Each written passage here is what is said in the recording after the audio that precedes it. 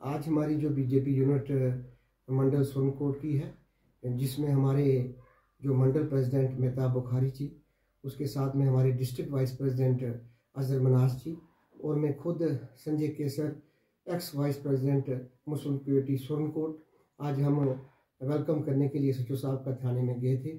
तो हमें एसएचओ साहब की बड़ी अच्छी फीडबैक मिली है कि काफ़ी ब्रेव ऑफिसर हैं और काफ़ी अच्छे ऑफिसर हैं और हम उम्मीद करते हैं कि वो यहाँ आके बड़ा अच्छा काम करेंगे। हमारे लोगों की तरफ से उनको फुल सपोर्ट है